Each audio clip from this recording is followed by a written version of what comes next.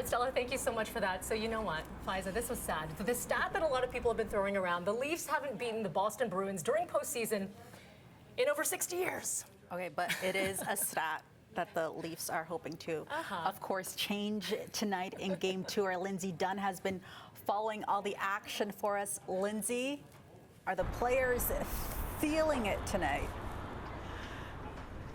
I think everybody's feeling it tonight. You guys threw out that stat because it's like deja vu. People going back to 2018 and 2019 when the Leafs lost in Game 7 to the Bruins in the first round of the postseason, like you were saying. They're just hoping to, rewrite history, start a new path. But going into Game 1, everybody was hoping the Leafs would send a Bruins a message and all their haters that they were ready to play. But the message they sent was, well, hey, we weren't ready to play. They lost 5-1, whether it be goaltending or their power play. Nothing seemed to be clicking on all cylinders for the Leafs in Game 1. They were back on the ice yesterday and early today, hoping to, have a better Game 2. And here's what the players had to say about tonight's matchup. We've done a lot of talking. I did a little talking yesterday, I think. Exactly what we just talked about in the first question. Almost the Hakuna Matata kind of motto. You can't be worried about what happened in the past. You just got to look forward, and I think that's what this group's going to do. It's a long series. We've bounced back all year, so I don't see why we can't do it again. Okay, Linz, a missing piece of the puzzle here. Nylander was not in Game 1. Is he going to play tonight? That is the question we all want to know. Surrounding both teams, it's been so secret for this round of the playoffs. Like just moments ago, you had the Leafs head coach, or rather the Boston Bruins head coach, asked whether or not who was starting in net for them. And he said, if I'm not telling my wife, I'm not telling you, referring to the media.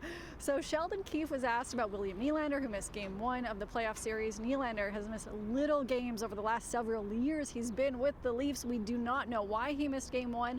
All I can tell you, he was on the ice yesterday and he was on the ice earlier today. Here's what Keefe had to say about Nylander. Has William been able to skate since you guys have been here? No updates on Willie.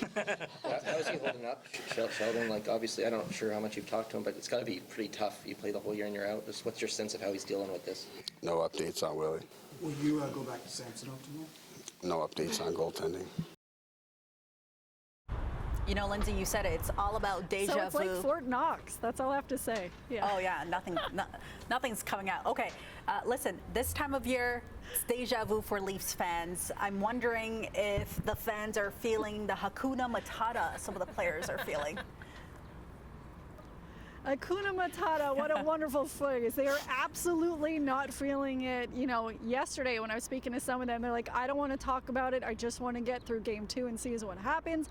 But here's what some of them said immediately after the game. And you know what? Surprisingly, they're optimistic. Let's take a listen. Reeves throwing his body around, throwing some huge hits. That's what I love to see. That's what you got to see in playoffs, baby. It's only one game. We still have many games to play. A little disappointed, but games turn. Every game's different. So it's like riding a big wave. So who knows what's going to happen tomorrow. It's only Game 1. There's still so much game left to play. That's all you can do, Linz. It's right? only Game 1. It's just Game 1. Yeah. No big deal. Deep breath. Hakuna Matata. Deep breath. It means don't worry. For the rest of your days. Yeah. There you go. Lindsay Dunn, as always, a pleasure. Thank you. Thanks, Lindsay. Thank you.